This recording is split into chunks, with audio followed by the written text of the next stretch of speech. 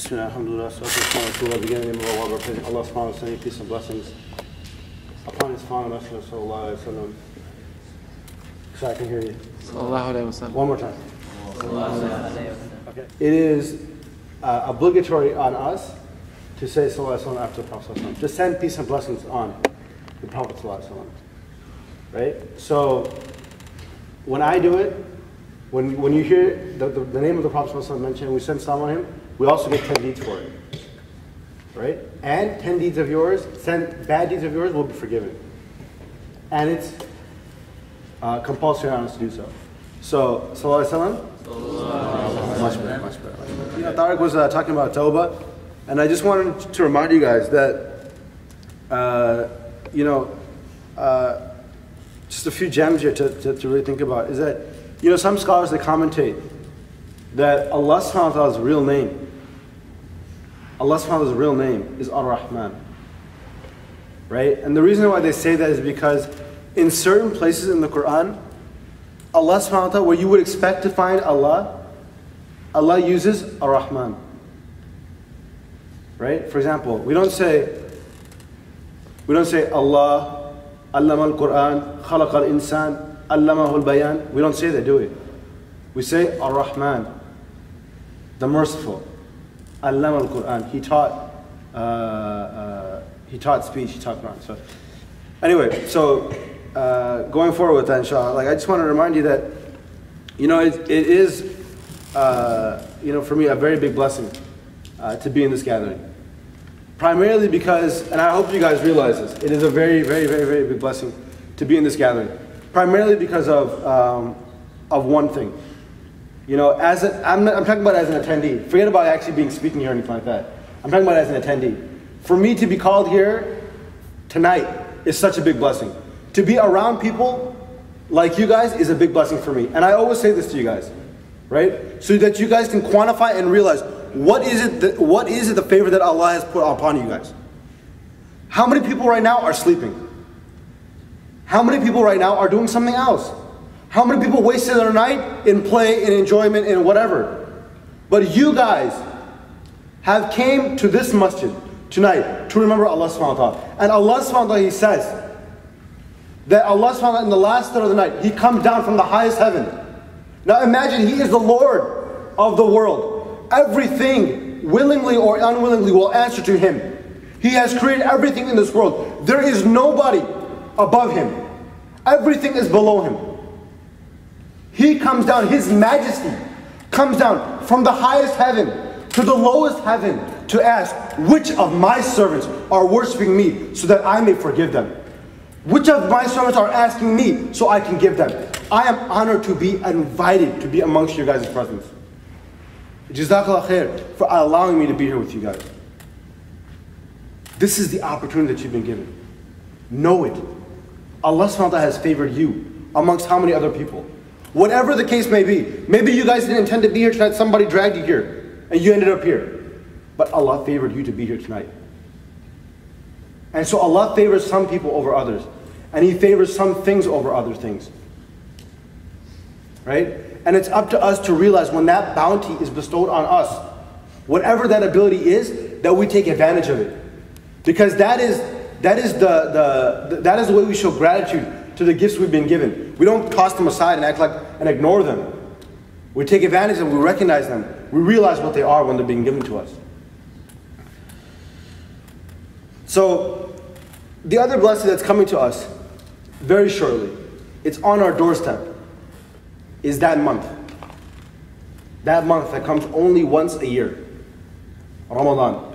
It's Shahru Ramadan, it's here. Today we're talking about it's gonna be here, tomorrow it will be here, and the day after that it will be gone. And the reason why I say it is a blessing for us is because I want you to know, if you get to experience, and notice I say if you get to experience Ramadan, please take advantage of this blessing that's coming your way. Please, please, please take advantage of this blessing that's coming your way. Why do I say that? Because I want you to know that death is an equal opportunity type of person. It's an equal opportunity thing. It doesn't discriminate against your age, your color, your creed, any of those things. Right? Just like when you go to apply for a job, it says, we are an equal opportunity employer, we don't discriminate against whatever like that. Same thing with death. If you go to any cemetery, you will not find a certain age range of people. There's everybody is there. 5 years old, 10 years old, 15, 20, 25, all the way to 75. And nobody lives forever. Right? So realize that if you have the opportunity, some of you, nobody's guaranteed. Nobody's guaranteed in this room to see this Ramadan that's coming. It's 22 days away. It's going to be here like it's going to be tomorrow. But there's no guarantee for any one of you that you will see it. And if you are blessed enough to see it, there's no guarantee that you will see the end of it. And if you are blessed to see the end of it, there is no guarantee that you will see the next one. This is what is on your doorstep right now. This is what is on your doorstep right now. This blessing. Right? So I want you guys to think about this. This Ramadan is like the finals of the NBA. It's all or nothing here. It's all or nothing. It's high stakes. Everything comes down to this. So this is why, like the Sahaba, they used to think about Ramadan, and they used to think that they would spend 6 months preparing for Ramadan, just in prep. 6 months was like the preseason, right? And if you look at any finals, you see there's everybody's watching, everybody's taping the game. Every coach is taping the game. What is he taping the game for? He was already there. What is he taping the game for? Who knows? Who knows? To go back and look for mistakes. To go back and look for mistakes. And this is what the Sahaba used to do. That they would spend the 6 months after Ramadan saying, okay, what did we do? How are we going to get this right? How are we going to sort this out? Even though they know there's no Ramadan guaranteed for them. There's no Ramadan guaranteed for them.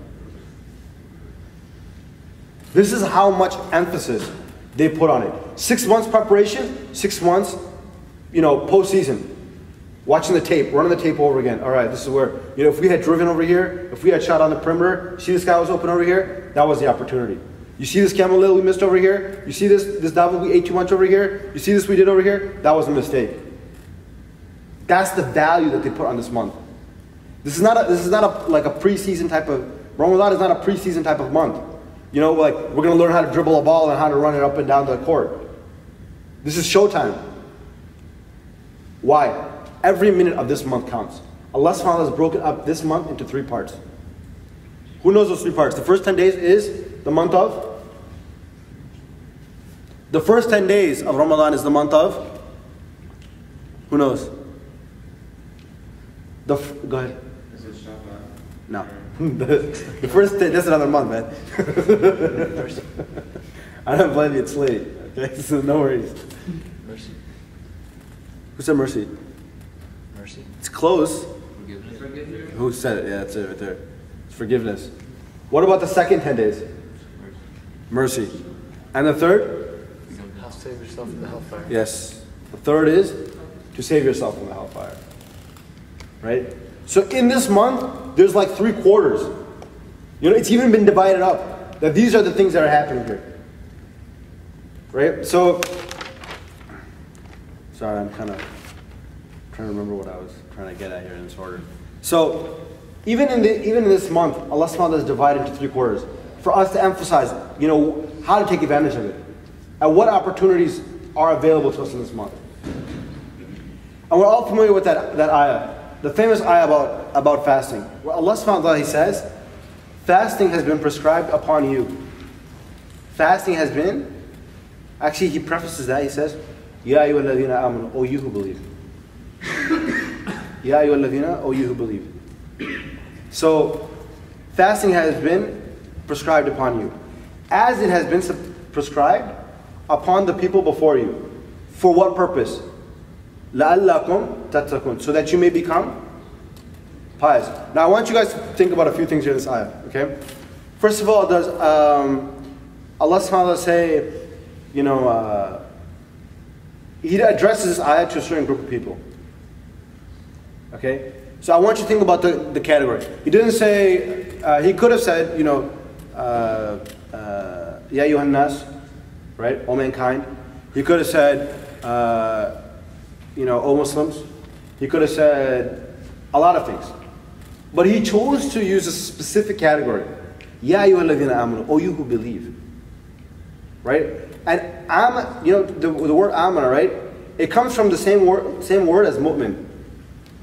And there's a big difference between mu'min and Muslim. What's the difference? Does anybody know? What's the difference? Mu'min and Muslim. Who knows? Guys, not all at once. Not all at once. Yes. Go ahead. A Muslim is the one who has testified to the oneness of Allah and to that Isa is his last messenger. Yeah. But a mu'min is the one who does everything for the sake of Allah, and his intention is for Allah.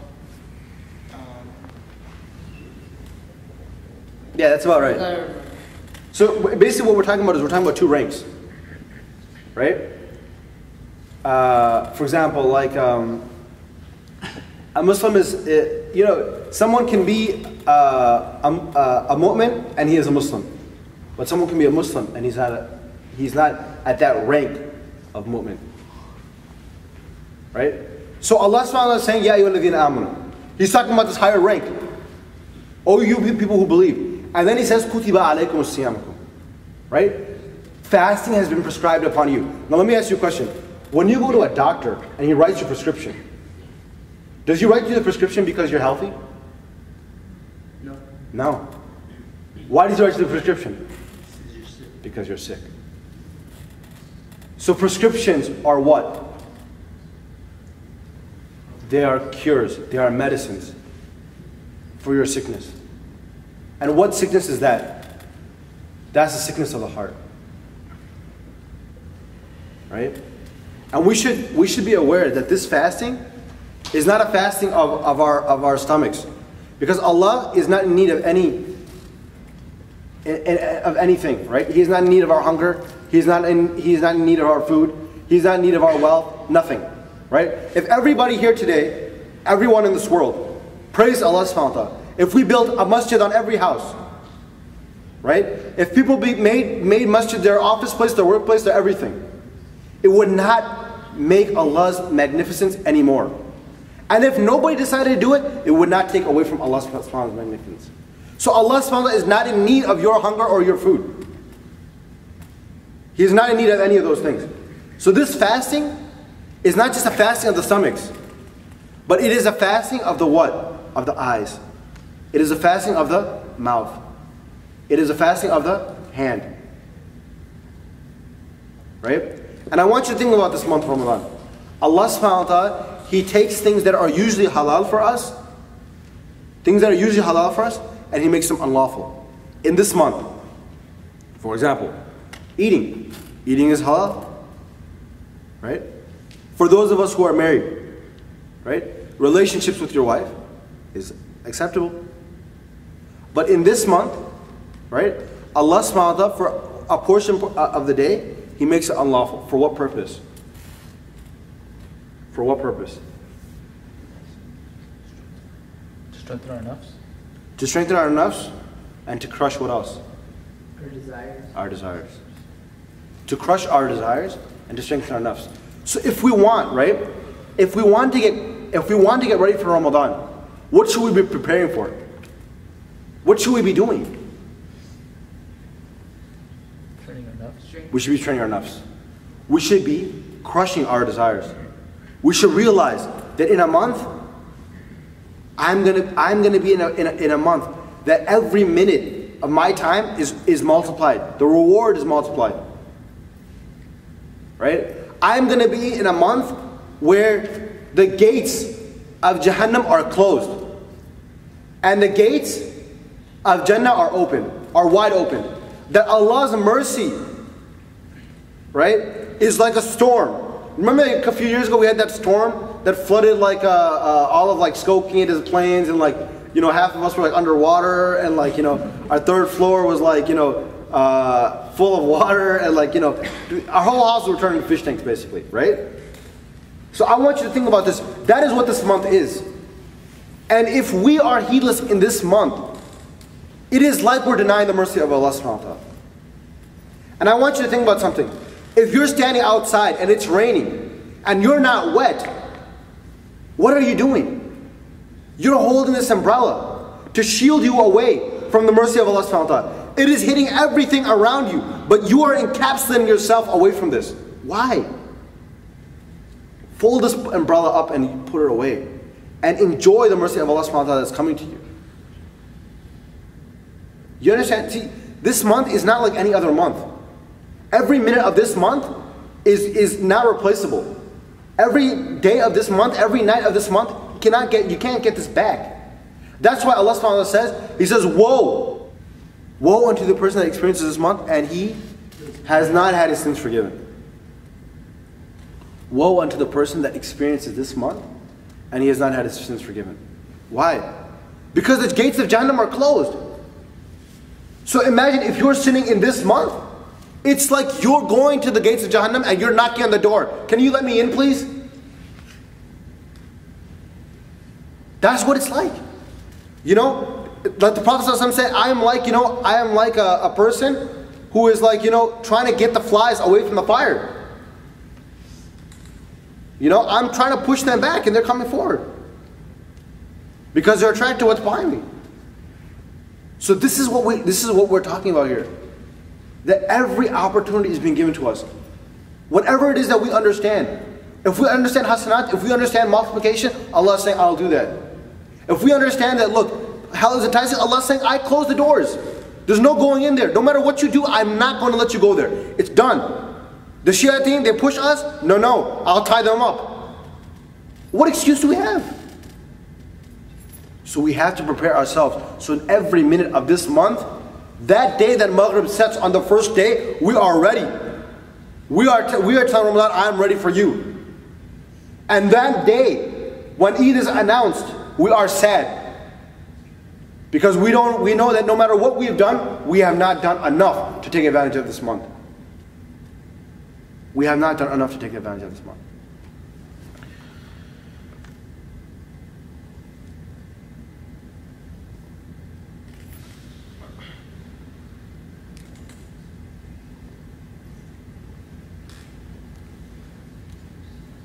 Okay, so in short, I thought about this for a little bit, and there are a few things. So first and foremost is that Allah subhanahu wa ta'ala, out of every thing, He chooses something to be the best of it. Like from all of mankind, Allah subhanahu wa ta'ala chose some prophets, some people to be prophets. And out of some of the prophets, He chose some of them to rank higher than others. And out of all of those, He chose one person. He, sallallahu alayhi wa sallam. This side of the room. Guys, everybody. Sallallahu alayhi wa sallam. There you go, much better. Okay. Out of all of the prophets, He chose one. Sallallahu alayhi wa sallam. Good. So, similarly, right? Out of all of the time of the year, Allah subhanahu wa ta'ala chose 1 month. He honored 1 month. Right?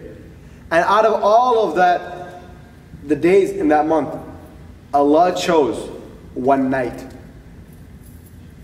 And as I reminded you earlier, out of the entire night, Allah chose 1 time, the last third of this night. What night am I talking about? Laylatul Qadr. As Brother Shazuddin recited in the Salah, right? That this night is better. Is better than 1,000 months. Right? On this night. And this night can be found in the odd nights of Ramadan. In the odd nights of Ramadan. Right? In the last 10. 21st, 23rd, 25th, 27th, 29th, right? We have this like cultural baggage where everyone's like, it might be the 27th. Let's everybody shows up whatever like that, right?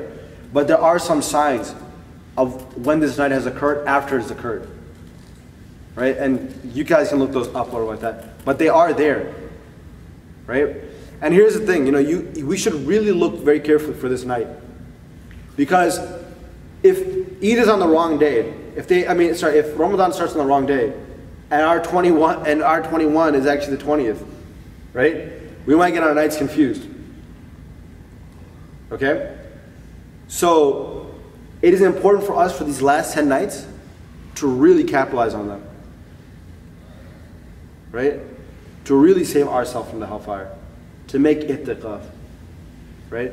To pray the nafil in the night. Right? To do all of these things. To make ourselves become closer to Allah subhanahu wa ta'ala. To save ourselves from the hellfire. Right? And I want to just remind you about one thing, is that at everything, even how good or how awesome it is, nothing lives forever. The seal of the prophets, he sallallahu alaihi wasallam, right? The seal of the prophets had to go, passed away. Laylatul Qadr will end, and Ramadan will end. And Ramadan will end as well, right? As Allah subhanahu wa ta'ala said in the Quran, He says in the beginning of Surah Tabarak, He says, "A'udhu billahi minash shaitanir rajim, bismillahir rahmanir rahim." He says, "Tabarak alladhi biyadihi al-mulk, Tabarak alladhi biyadihi al-mulk, wa huwa ala kulli shay'in qadir, alladhi khalaqa al-mawta wal hayata liyabluwakum ayyukum ahsanu amala, wa huwa al-ghafur al-aziz, wa huwa al-aziz al-ghafur asif." So Allah says, blessed is the one in whose hand is the dominion. And He is on everything, its owner or its decider. The one who created death and life, to see which one of you is the best in deeds. Right? To see which one of you. And everything will have its life and its death. And Ramadan will have its life and it will have its death. And we should know that as these things pass, as these milestones pass, we also have our life and death ahead of us to consider. The other thing, and I'll leave with this inshallah, is that we should look at Ramadan as a checkpoint for the year. This is a time to evaluate ourselves. From last Ramadan till this Ramadan, where have we been? What is our relationship with the Quran? What has our relationship been with the Book of Allah subhanahu wa ta'ala? What are our shortcomings? How is our Fajr prayer? How often do we visit the masjid? Right? And where do we want to be? Do we want to be here next Ramadan saying the same thing? Man, this is wrong, this is wrong, this is wrong, XYZ is wrong, Do we want to be doing the same thing? Or do we want to see our growth year after year? All right, we're getting better. So this is what it is. This is a training ground for us to reflect on where we have been this year and realize where we want to be next year. And use this month as a catalyst. Subhanakallahumma wa bihamdik, ashhadu an la ilaha illa anta, astaghfiruka wa atubu ilayk. A'udhu billahi minash shaitanir rajim, bismillahir rahmanir rahim. Wal 'asr, innal insana fi khusr illa alladhina amanu wa 'amilus solihat wa tawasaw bil haqqi wa tawasaw bis sabr.